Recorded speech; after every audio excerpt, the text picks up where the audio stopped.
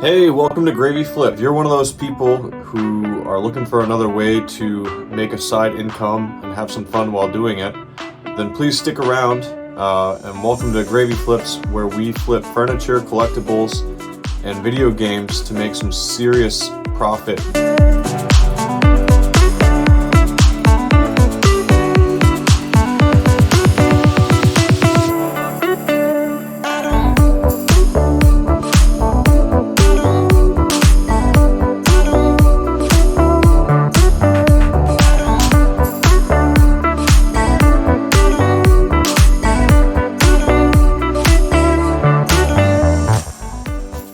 Today, I'm going to be talking about 4 purchases that I did yesterday and talk about the ins and the outs and specifically how much money I made or projected to make by reselling the video games on eBay and on my Shopify website in order to show you the type of money that you can make on your side hustle.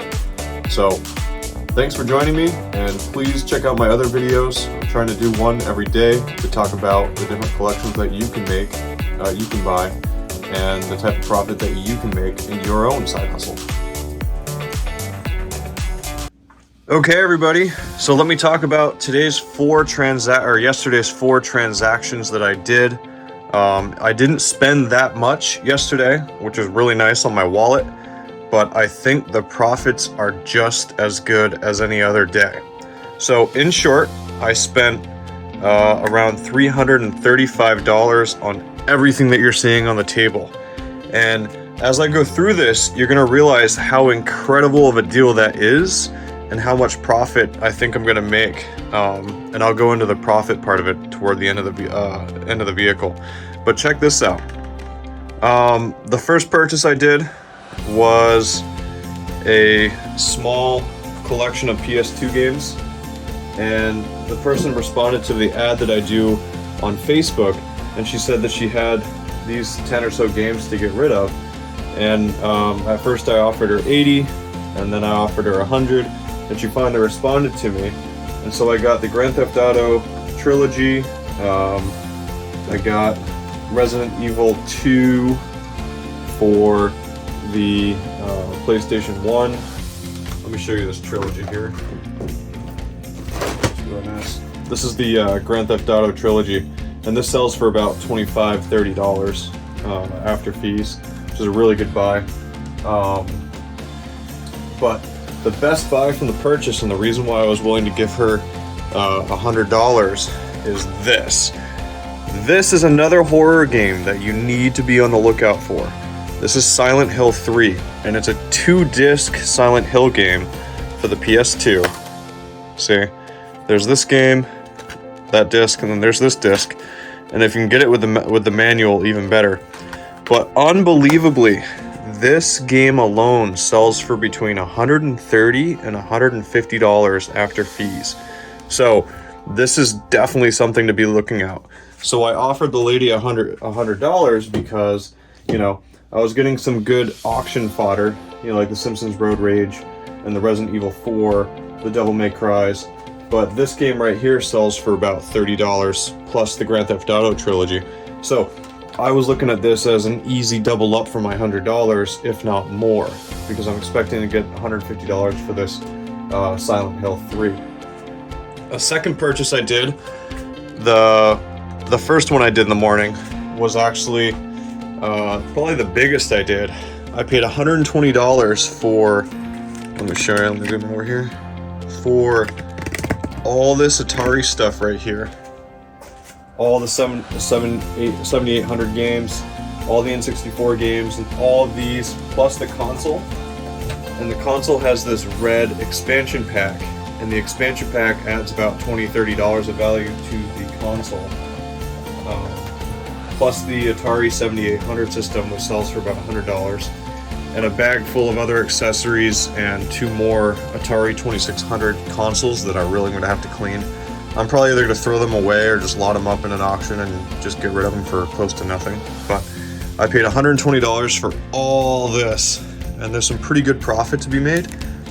When I was going through everything,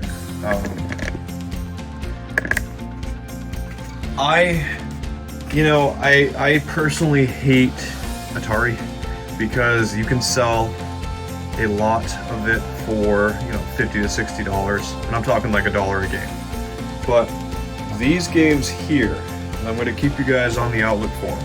Any of them that are the 7800, these seem to have a pretty good following. So the 7800 games, instead of starting at like $2 a piece, these actually, if you lot them up in bundles of 10 or so, you can get close to $10 a game, which is actually pretty cool. It seems like there's a little bit more of a following for the Atari 6800 games, but yep. Moving on, a second purchase I did was this large stack of PS3 games right here. A dad messaged me through my ad that I run on Facebook and said, "Hey, my son wants me to sell his PS3. It was this PS3 right here, the PS3 Slim. How much would you give him?" I looked at the games and stuff, and I was like, there's about 30 games there. There isn't anything special, really. There's a Need for Speed game. But I was thinking more, sell the console to get my money back and have the rest as trade fodder. Because if I can get to 100 games in an auction between like PS3, and Xbox 360, I can normally get between $300 and $400, sometimes even up to $500 for the with free shipping for the lot. But so that was my thinking there. And then the final purchase I did, which actually had a cool surprise, was a guy was messaging me about wanting to buy a sectional from me, and he said he didn't have any money until the end of the month, so I ended up just going to buy his video game stuff for him for $65. I got this whole stack of games, this, and one of these PS3s was there. I think it was this 250 gig, for $65. And the real gem of the whole thing was this Dragon Ball Z Budokai HD collection. I'd never actually found this game out in the wild. It sells for about $40 to $50, and I'm a huge Dragon Ball Z fan myself, so that's pretty cool to see. But the other games in the bunch were pretty decent, You've got your Call of Duties, your wrestling games, and just, Grand Theft Auto 5, just your typical, auction fodder. But, yeah. This is the part of the video where I talk about how much I spent and how much profit I expect to make after adding up all the valuable games and consoles on pricecharting.com. As I mentioned before, I was mistaken. I didn't spend $335 on all this stuff. I spent $355. That's why you always double check, but I'm not going to re-record.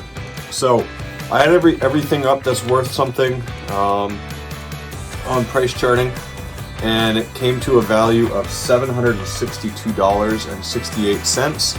I then considered all the Atari games for the 2600 to be worth about $50 in auction, and I got that number based on my own experience. I've been doing this for almost 13 years. The Atari 7800 games, they go for about 10 each, but I'm going to get about $50 when I auction them off. And then that leaves me with 68 games that I consider auction fodder, because as I mentioned, I try to get 100 to 110 item auctions of $10 or less value games, and I valued those 68 games at about $200, and that's being really conservative because they're actually pretty decent titles. Believe it or not, PlayStation 2 and PlayStation 3 sells a lot better at auction than Xbox 360 or Wii. So when I add the $776 from price charting to the $50 for the Atari 2600 games, the $50 for the 7800 games, and the $200 from the trade fodder or the auction fodder I have, that gives me a total of $1,076. And then when I subtract that from the $358 from the estimated profit, I get a 721 total net profit for yesterday's purchases, which is phenomenal because I didn't really have to do much. I drove like maybe 2.5 hours total. I have to clean off some of the consoles, but I'm excited by $700 in just a few hours of driving. Again, I wanted to thank you for watching Gravy Flips, and I'm really hoping that by showing you these side hustle videos that you are able to find the time and the energy to go to garage sales, to go to thrift stores, to call your friends, tell your friends and family that you are trying to better yourself and try to become debt-free and financially free by some point. The 8 to 5 hustle is it's tough, some people are doing DoorDash, but I think that you could be doing a lot more by just learning about sales. By working an 8 to 5, your income is kind of capped, and by doing flipping stuff, if you get a really good deal, there is no cap on how much you could make. So I am starting to prefer sales over working a W-2 job. I work as a teacher, so my salary is capped. So the real money that I make comes from doing YouTube, well, not yet, but doing my side hustle, flipping furniture and collectibles and video games, and is actually something I enjoy a lot more. It allows me to be at home. I can spend time with my kid. Nobody tells me I have to be up. Somebody writes me, and I can find a time that I want to get there to meet them. I can go downstairs and I can work if I want to. If I want to stay upstairs and just watch Netflix, I can do that too. But again, the idea is for you to watch my videos and learn about this side hustle, and to inspire you to get out there and make your own gravy. So thanks again, everybody. I hope you have a great day, and I'll see you back here tomorrow for another day of Gravy Flips. Have a good one.